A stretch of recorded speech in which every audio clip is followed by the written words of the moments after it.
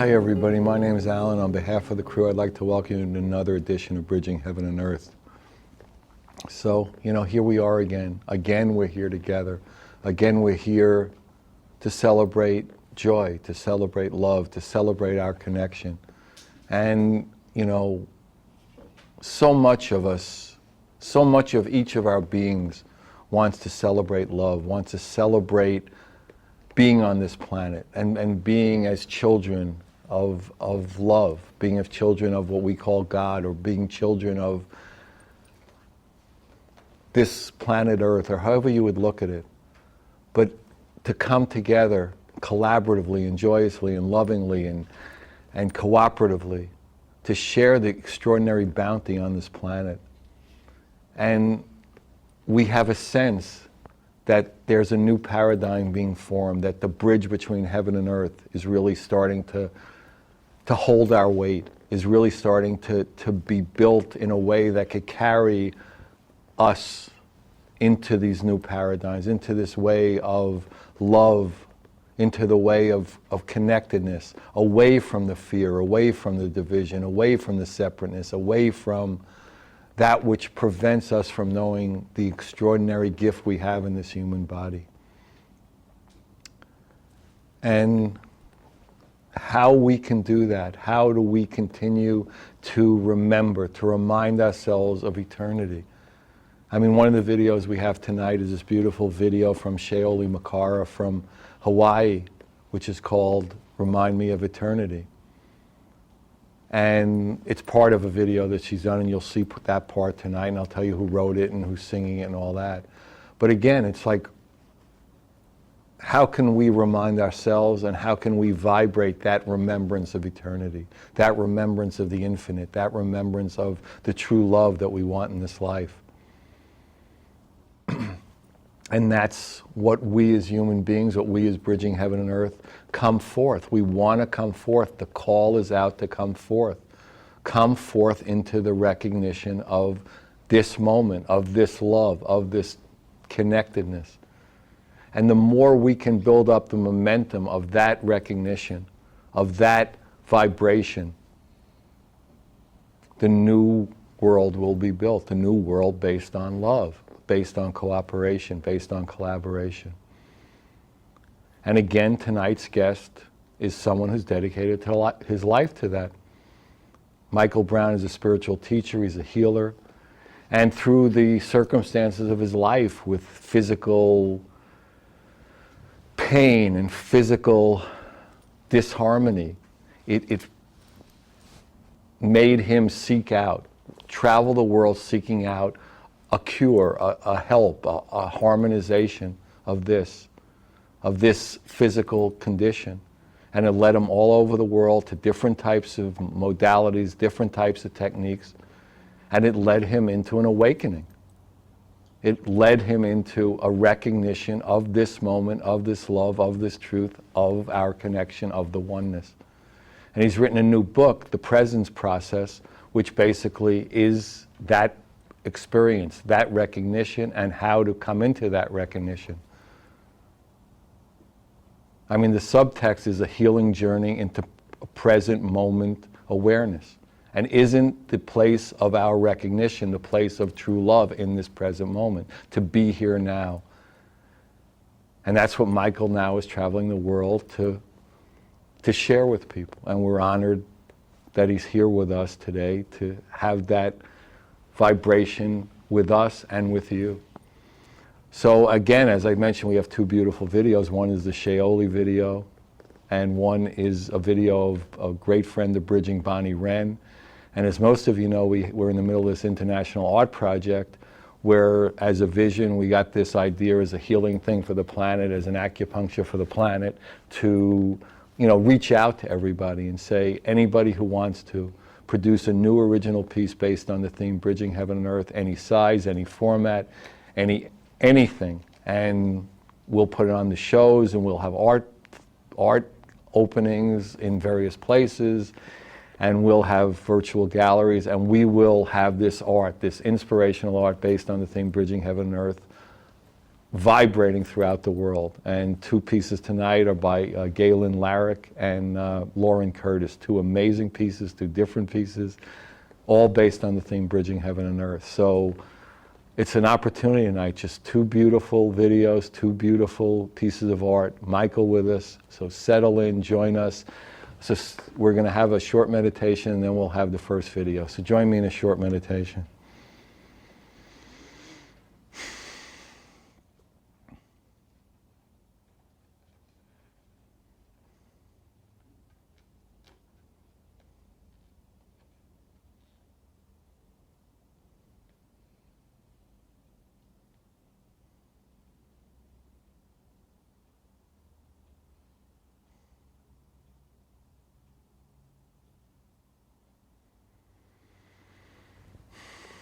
Thank you. So the first video tonight, as I mentioned a little while ago, was Remind Me of Eternity. It was produced by Shaoli Makara, and it was sung, the words and music, by Kathy Zavada, and it was shot in Hawaii. It's with the dolphins, and it was shot by Matisha. And it's an amazing piece, Remind Me of Eternity, Shaoli Makara, Kathy, and Matisha. Here it comes, enjoy.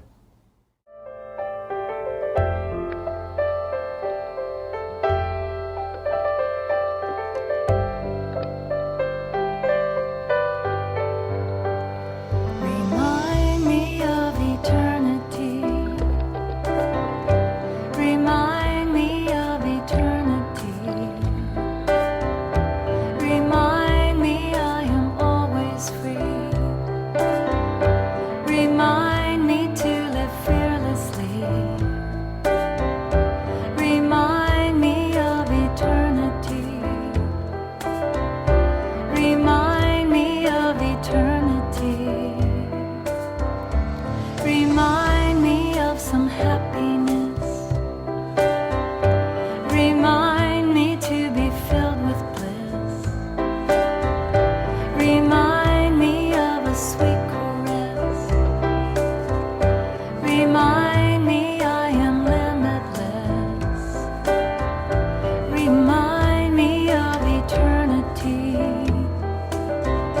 Remind me of eternity. Remind me there is ecstasy. Remind me that it's meant for me. Remind me life is beautiful. Remind me to be grateful. Remind me of eternity. Remind me of eternity.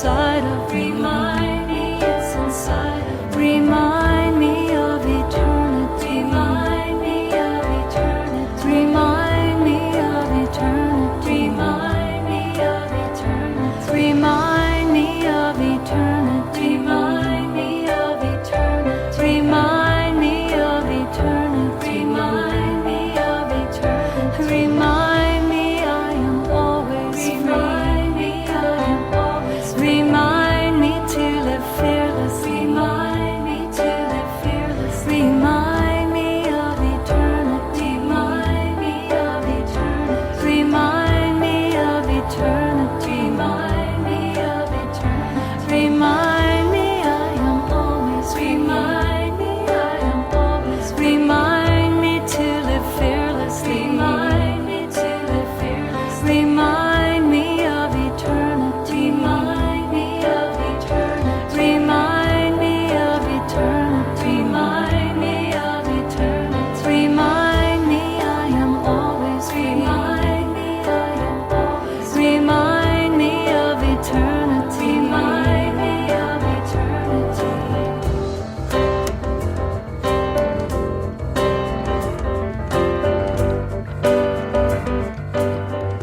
Hi everybody, welcome back. So thank you Shayoli, thank you Matish, and thank you Kathy for that Remind Me of Eternity.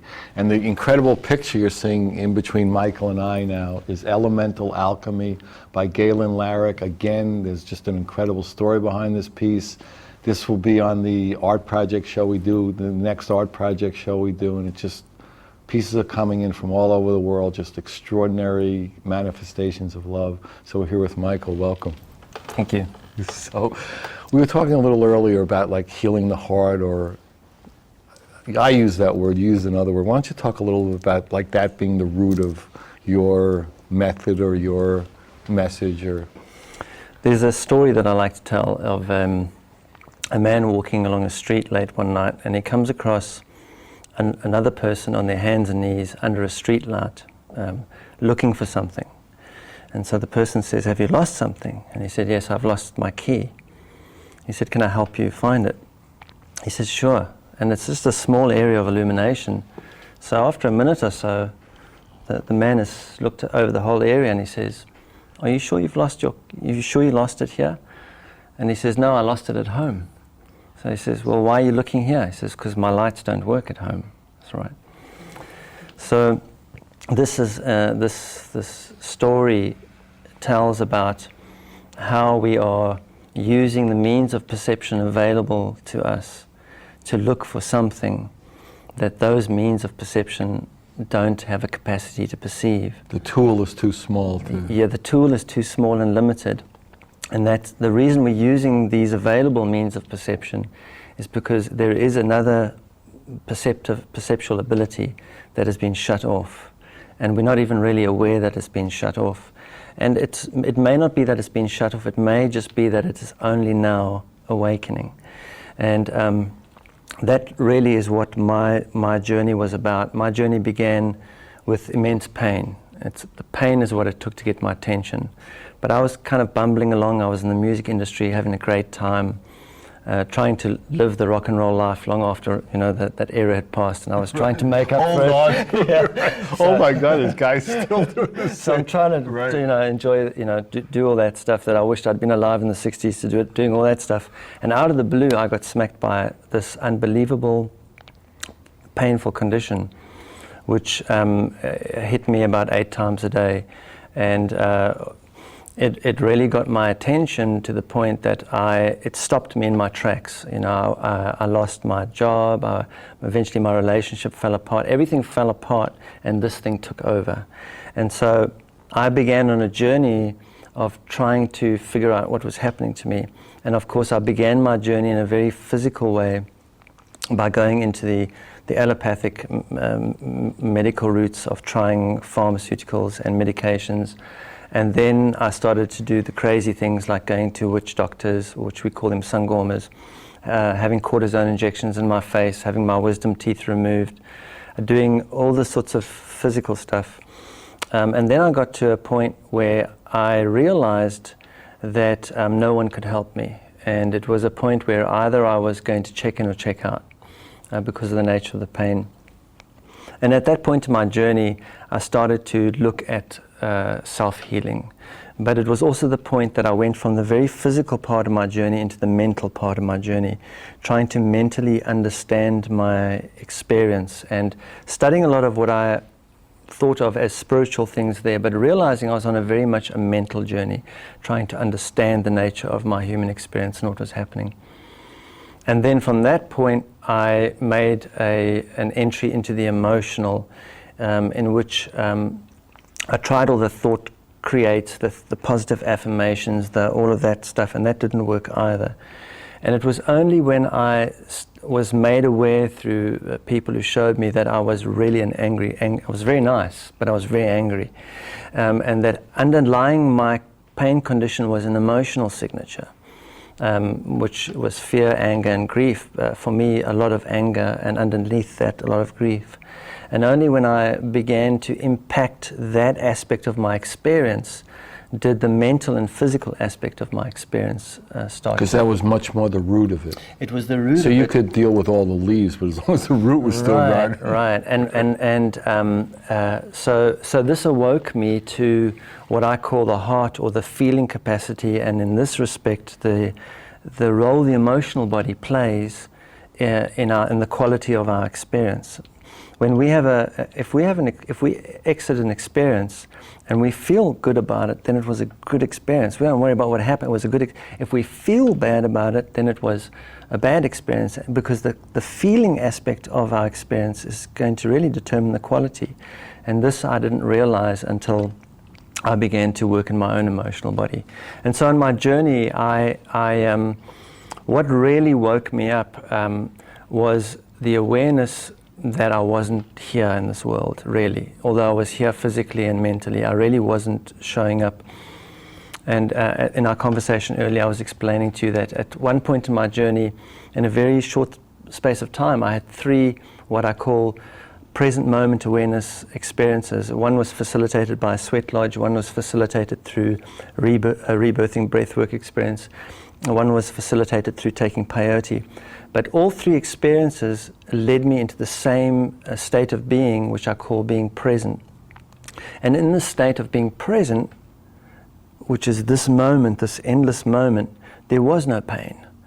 And so it was a great revelation to me that what my pain was trying to show me was driving you into the moment. Was trying to say, come here, right, come here, right? My physical body was saying, I'm going to use whatever I can to bring you into this moment, because you are so in the mental, you're so, right? And so once I realized that, my intent began to my life intent was, I want to show up in this life. And not only do I want to show up in this life, but I'd like to show up in a way that could be useful to other people. In other words, I know that there's this present moment space, this paradigm, which is right here. It's not like we have to go anywhere to get to heaven. We just have to show up here. We already died. We just got to show up now, rest in peace, right? Rest time to RIP, rest in peace, right? And so this state of being is here, but why is it that I'm unable to enter it? What is it that drags me out of it into this mental place, which there's this massive amount of physical discomfort? And through asking these questions and then entering experiences, I became aware of what I call the pathway of awareness. And the pathway of awareness is a pathway that our awareness moves along to enter what we call the human experience. And we can see this pathway very simply by watching a baby. When a baby's born, it first emotes. It's purely an emotional being. It then starts to use its emotions as a capacity to communicate, to try and manipulate its experience. It starts to enter more of a mental capacity, and then only can a baby reach out, deliberately grab something and hold on to it deliberately. So it doesn't come out doing physical things. It doesn't come out chatting, wow, it's weird in the womb, or it comes out emotional. And I noticed this pathway also in what I call the 7-year cycle.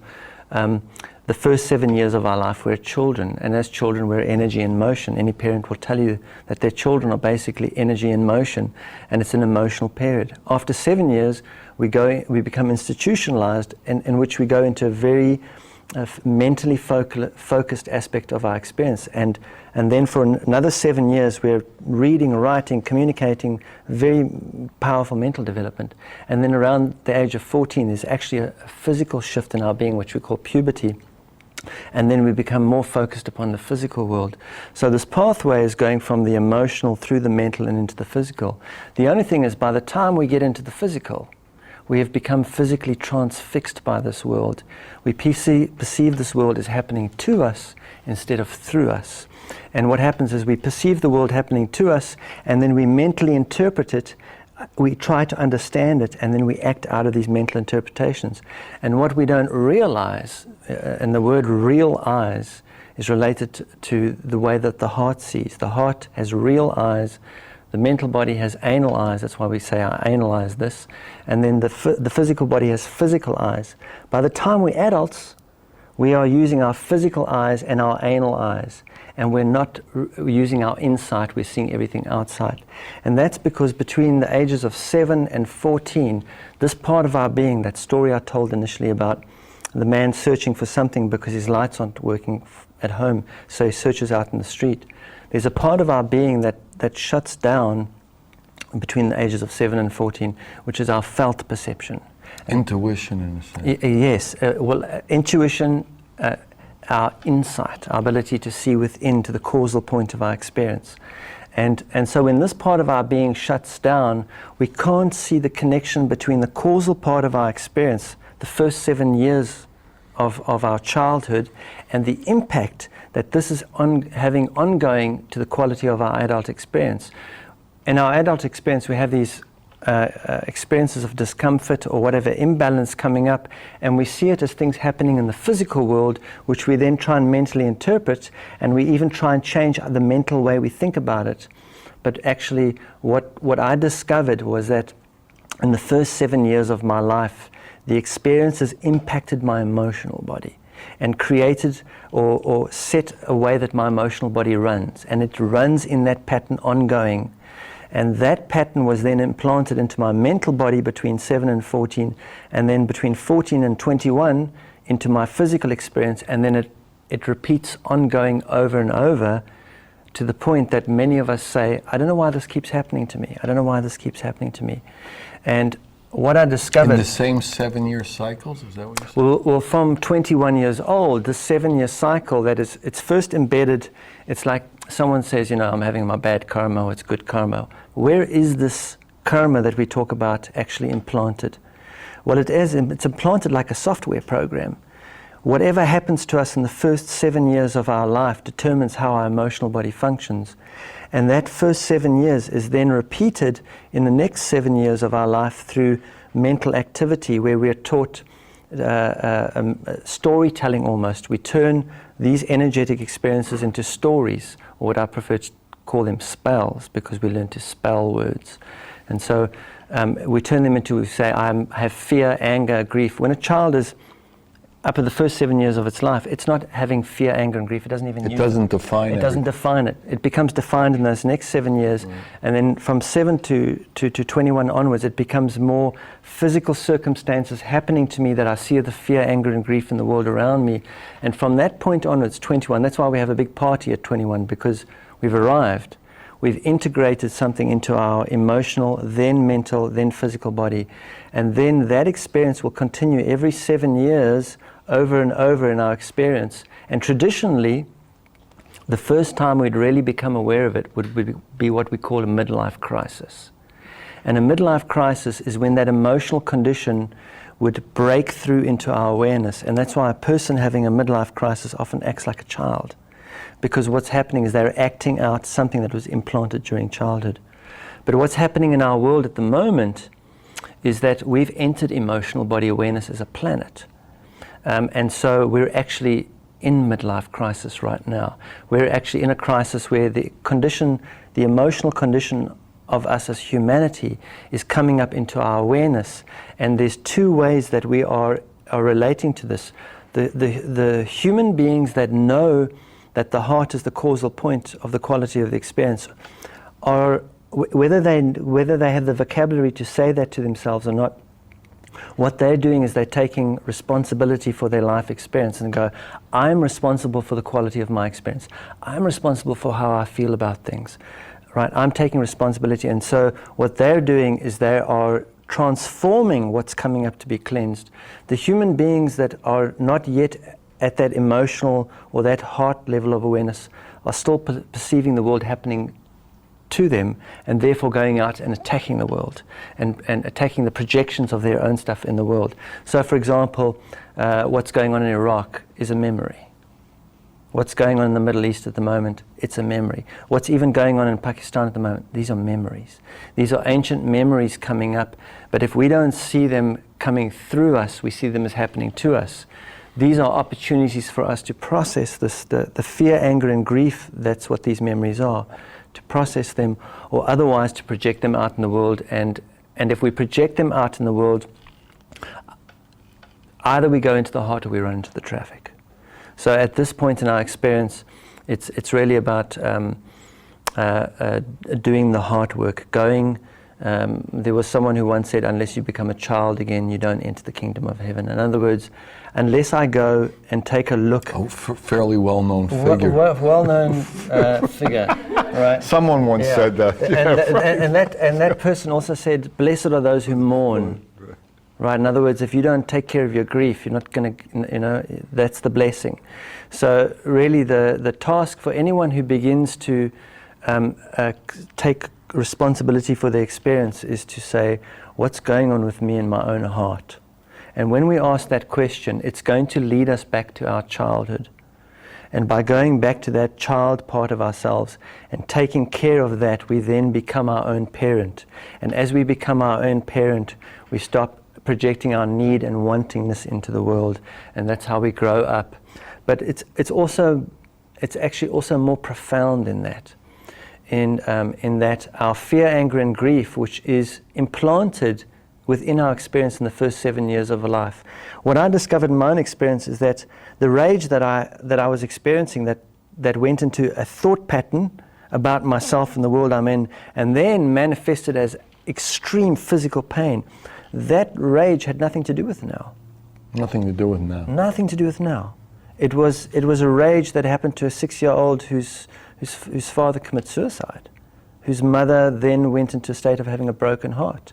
It was rage and grief to do with that period. And in fact, it had nothing to do with then either, because it had to do with the father and mother's childhood that had been brought, and their parents' childhood, and it's been going on for generations and generations and generations. And what each generation does is it imprints into the emotional body of the next generation this ongoing pattern, which is a dysfunctional definition of what love is.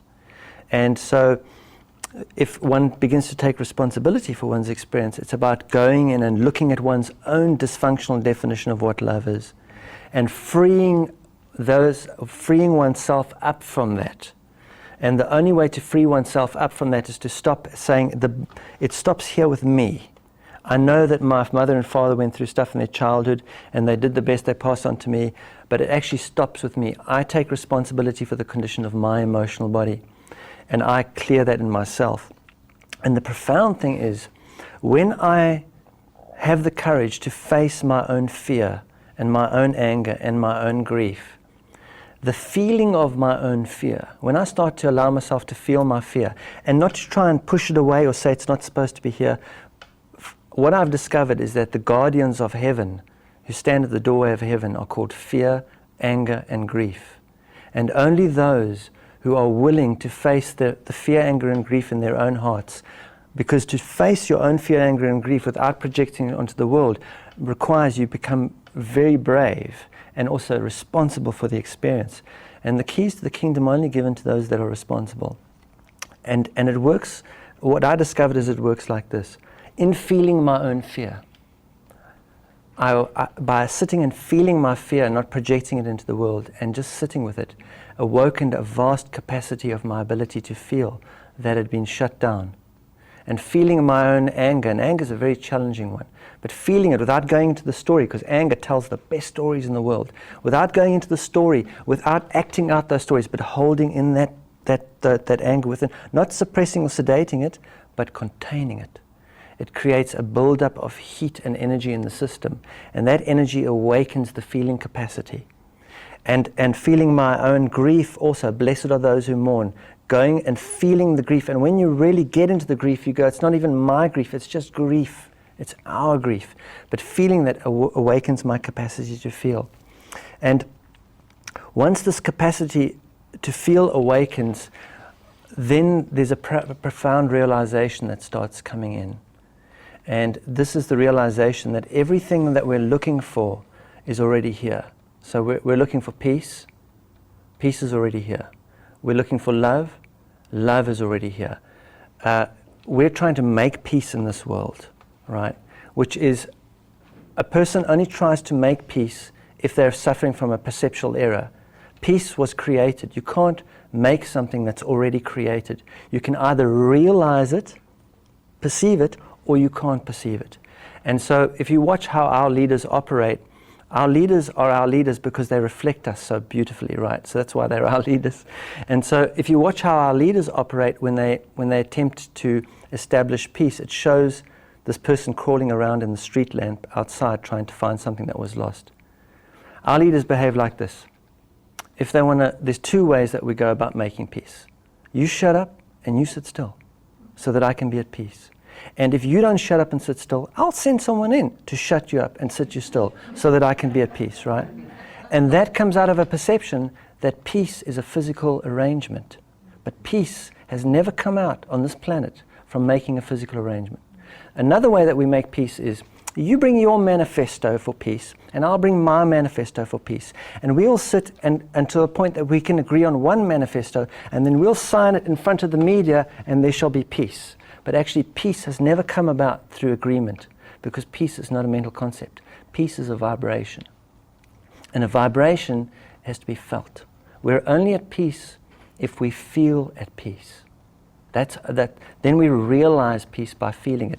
If our heart center or our emotional body is shut down, if we're not aware of the feeling capacity of our being, then we're going to go and look for peace as a mental concept or as a physical circumstance. So where we are in humanity at the moment is we're moving as humanity. As we enter this world, we move along this pathway of awareness from childhood to adulthood, from emotional, vibrational in the womb, we can call it, through emotional of childhood, the mental years of teenagers. That's why they say, teenagers are mental. Yeah, they are mental. They've been institutionalized, right? And then into the physical experience of the adult. It's from emotional, vibrational, emotional, mental, physical. The journey humanity is on to full awareness and a journey of evolution. And the journey of evolution reverses that pathway. It goes from physical to mental to emotional. We don't have to make the vibrational happen. We don't have to make peace happen. We don't have to make a spiritual experience. The only thing that is true is that this is a spiritual experience. What we have to do is become vulnerable to realizing it.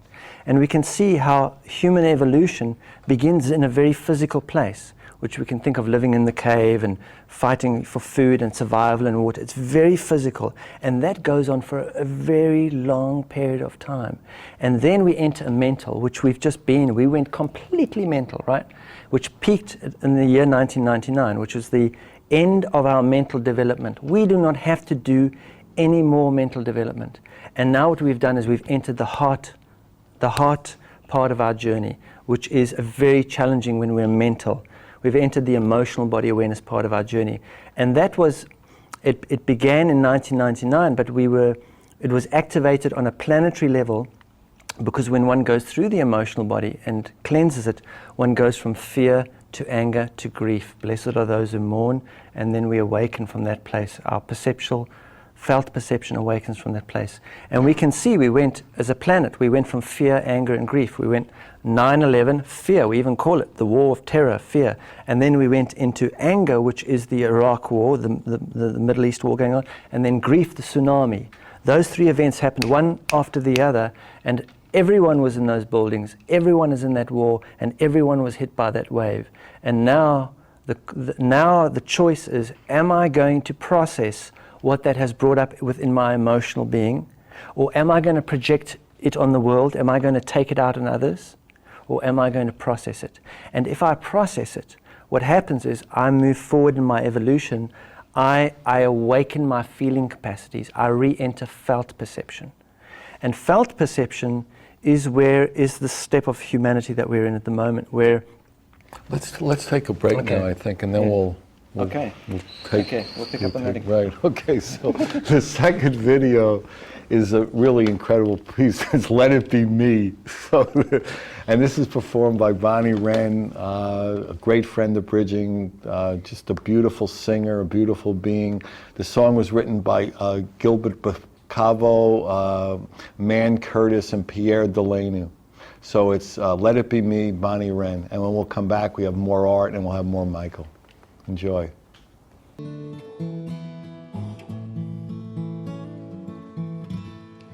I bless the day I found you. I want my arms around you, and so I beg you, let it be me. Don't take this heaven from one if you must cling to someone now and forever. Let it be me. Each time we meet, love, I find complete love. Without your sweet love, what would life be?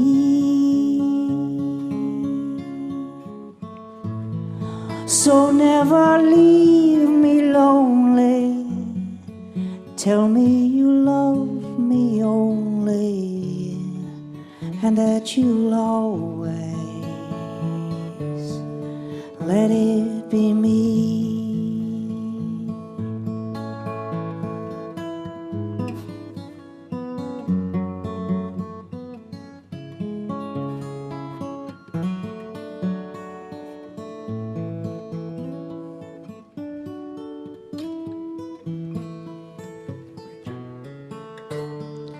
Each time we meet, love, I find complete love. Without your sweet love, what would life be? Oh, so never leave me lonely. Tell me you love me only, and that you'll always let it be me, now and forever. Let it be me.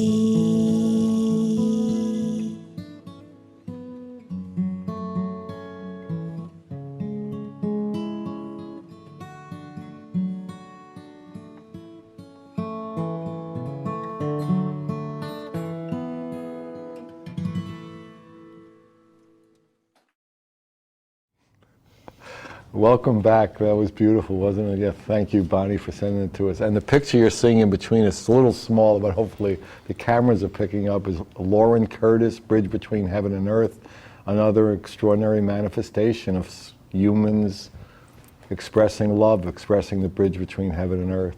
So we're back with Michael. So we were talking earlier about, you know, the process, the 7-year processes, and then you get, in a sense, to adulthood, and you graduate, and at 21, you could drink and go to war. You know, all this stuff, you're a grown-up now. You know, you can do all this stuff. And then we were talking a little bit about unwinding that process to get back into the child, to get back into the purity of heart. So why don't you talk a little bit about that? What the presence process does is it enables us to reverse our journey along that pathway of awareness, to first get into the body physically, because very few of us live in the body. The body tags around wherever we go, but actually wherever we think, there we are. I can think now about my brother in South Africa and be there. And so a lot of us live in our mental. So the first thing to do is to get in the body. physically, and then to gain mental clarity about what the causal point of our experience is. And in the presence process, we use perceptual tools and experience, giving the person a chance to enter an experience to see that that is so.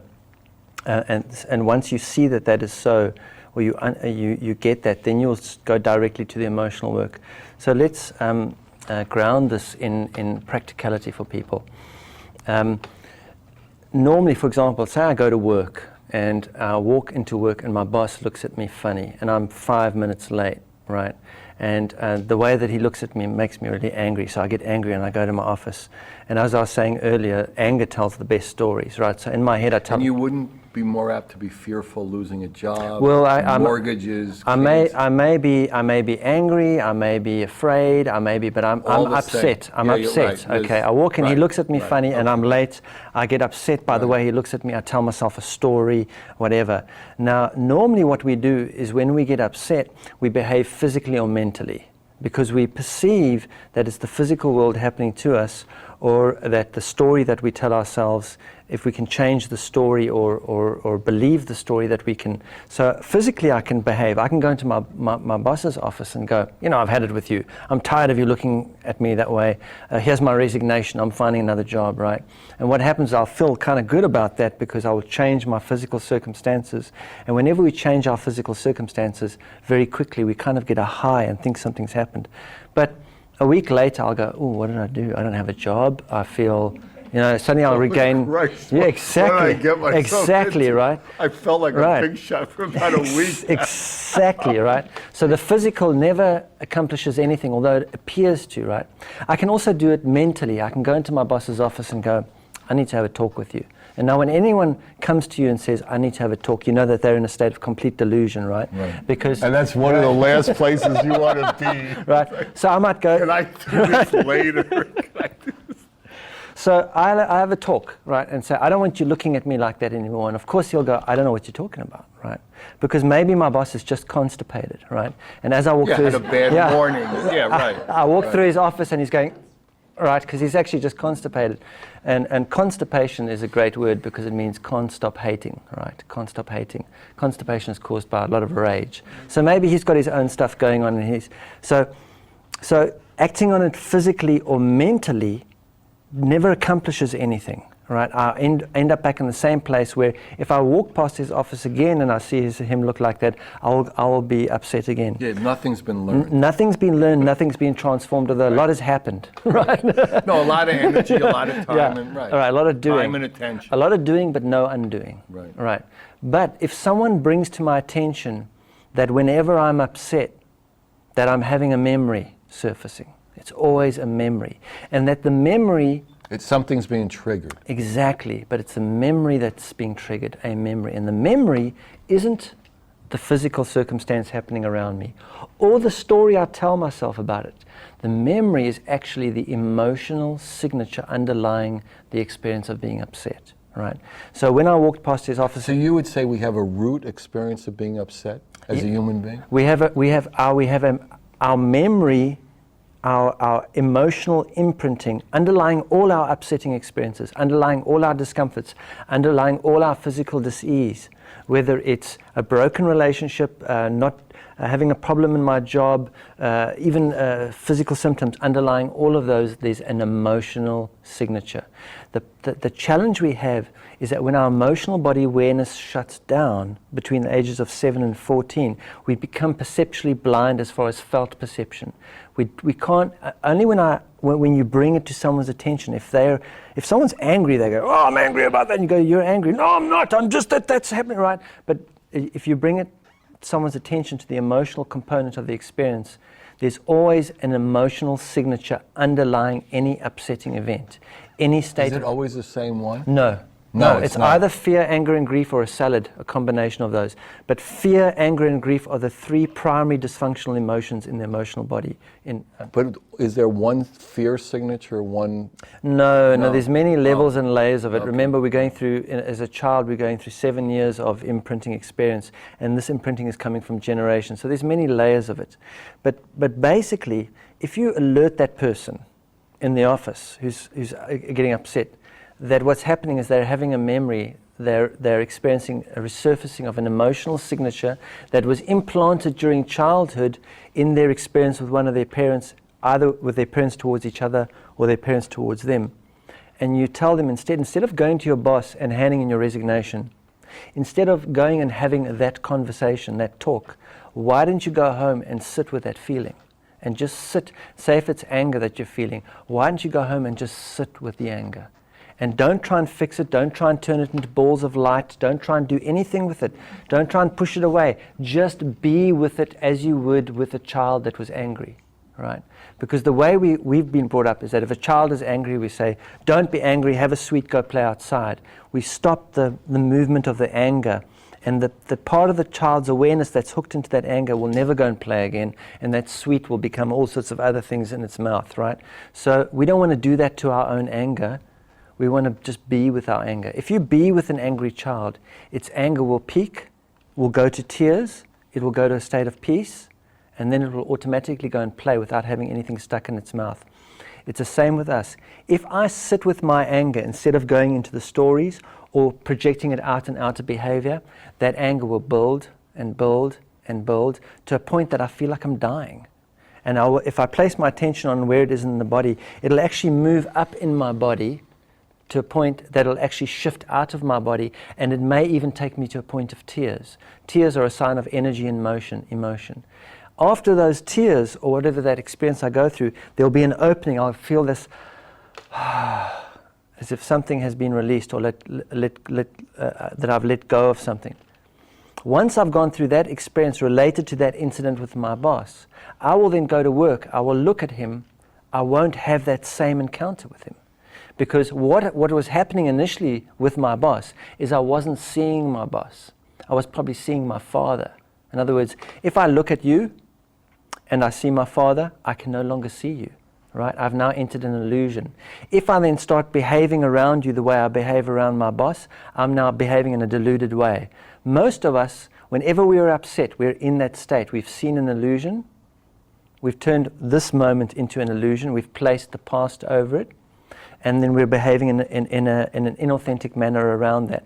When I clear that emotional signature related to that particular instance in my life, and I come back, it won't be reflected off my boss anymore. I will now see him and won't have this ongoing experience. So I will neutralize that experience with him by doing something within myself. In other words, the principle of alchemy, of divine alchemy, is I do unto myself as I would have others do. And there is no exception to the rule that everything about the world that upsets me is a reflection of an integrated emotional circumstance within myself. In my own journey, I found no exception to that rule. If something out there makes me afraid, it is reflecting a fear within me that's unintegrated, that I'm now seeing happening to me instead of actually what's really going on is happening through me. If I am angry, it's related to anger within me that is unintegrated. So in a present moment situation, you would never have fear? Well, in the present moment, there is no fear. There's no fear now. Here, in this moment, it doesn't exist. But we can bring it in here anytime we want, right? All you have to do is say something to me the way that my father did that made me upset, and it will trigger the fear. Unless I've cleared that. If I've cleared that, it's like you can't make a person angry if they have no anger within them. They'll just laugh. You can't make a person afraid if they have no fear within them, right? So our task is, that's why for me, liberation is emotional. It's not physical or mental. Most of our positive thinking is done out of a reaction to a negative circumstance. So it's not about, we can go around all we want saying, I'm abundant, I'm the king of abundance, my middle name is abundant, and all that. But it doesn't change anything, because abundance or not having any money has got nothing to do with physical or the mental. It's got to do with energy within my emotional body that's no longer moving, right? So what is the emotional signature underlying my state of lack? What is the fear underlying that? I need to go and take a look at that. That fear is manifesting as thought processes and as physical circumstances of lack.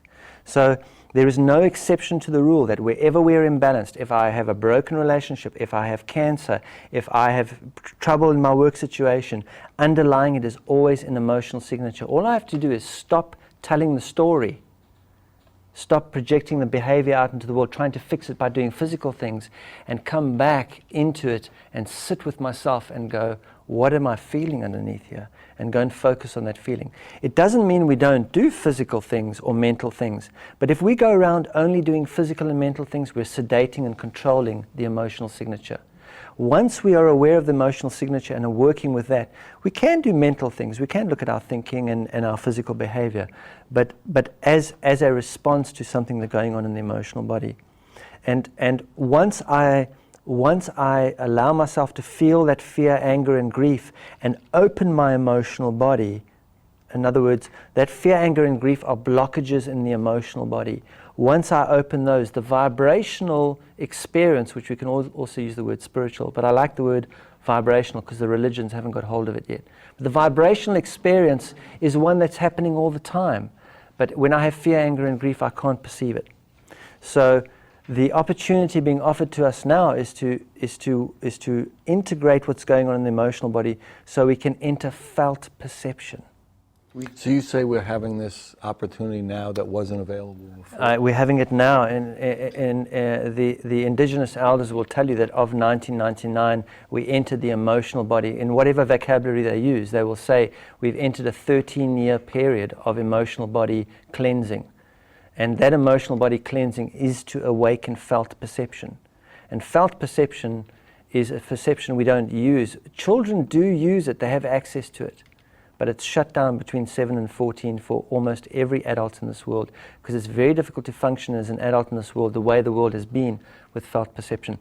Felt perception is the ability to feel the consequences of my thoughts, words, and deeds before I even put them into play. So if I want to hurt you, I'm going to feel hurt immediately. There's a saying, where there is love, there is no law.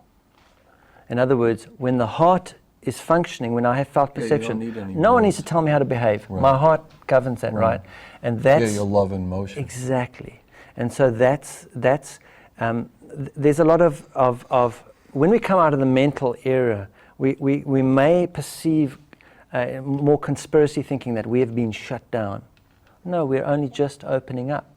And we're only now becoming vulnerable to emotional body awareness. And once we liberate our emotional bodies and open up our felt perception, then the invitation there is to be able to feel, through the feeling body, to perceive the vibrational while we're in the physical, to be in the world but not of it. And once we are functioning from that place, that's a very different way of being, not doing, but being in this world. Well, if we're being a different way, we will do a different way. Exactly. The doing will come out of a state of being instead of trying to find a state of being or sedate and control and uncomfortable. And that's what bridges heaven and earth. Because heaven is here. I mean, even that great teacher we're talking about said heaven is now at hand. Didn't say wait until you die, give some money, or come back do a lot of good things to people, and one day you may get into heaven. Saying heaven is now at hand. But heaven, unless you become a child again, unless we go and look at that initial imprinting, and that imprinting is what the religions have called sin. It's passed from father to child, from mother to child. It's passed from generation to generation. And what's totally profound about living now in this stage of evolution we're in is we have not only the awareness but the capacity to neutralize that imprinting. And why wasn't that available before? Because we've been moving along the pathway of awareness. We've gone through the physical development. We've developed our vehicle. It's developed now. So you're saying there was a destiny to this, and there was almost Absolutely. like a plan. This is a garden, and there's a harvest. And so in the garden, there's physical development that we happen. We developed a vehicle. We spent a long time developing this vehicle. It's done. This vehicle is finished. It's really good. People want to make time machines. Don't worry about this. Is the time machine, right? Develop this vehicle. This vehicle's developed. Then we developed the navigation system, the mental body. The mental body is a profound navigation system. We can put our attention on anything faster than the speed of light. It's not meant for thinking. Thinking is a dysfunction of the mental body. We either know something or we don't. Thinking doesn't help us. Have you seen that statue of the thinker? Right. You're still sitting there, right? Right. Nothing happened. With a headache. Exactly. So it's not about thinking, right? We used thinking and all these things and analysis as a means to develop our mental body. But our mental body is a navigation system, and our emotional body is the fuel. Because real movement is when we make emotional movement. We can go all around this world running away from ourselves, but wherever we go, there we are. But we can stand still in one place and face our emotions and let that blocked energy move, and the world around us will transform. We'll accomplish more movement by undoing than by all the things we do. The real movement comes out of the emotional body. So we have a vehicle, we have the navigation system, and we have the fuel. Where do we want to go? We want to take off. Right. We want to enter vibrational. We want to move ourselves into vibrational awareness while we're in the physical, because that's the best game in town, right? It's the only game. It's the only game in town, right? That bridges heaven and earth. And that's the invitation available to us now in humanity. And it's been available to different civilizations along the way. Like it was available to the Aztecs, and they left us clues because they accomplished it. They were gone, right? It was available to the Egyptians. They accomplished it. They were gone. Available to many different civilizations. The difference now, it's available to a whole planet, not just We're going for it. All right. We're Good. going for And it. I think we're going to the end of this particular incarnation of it. So if you want any information, call me, Alan, 805-687-2053, about the art projects, Michael. You know, we're available. And it's an opportunity for us all. We all know it. We all can feel it. There are a lot of spokes on the wheel. Pick one, find the center, find the heart. And, you know, the opportunity is there for us all. So good night. God bless you. Thank you for coming. Come again. Good night.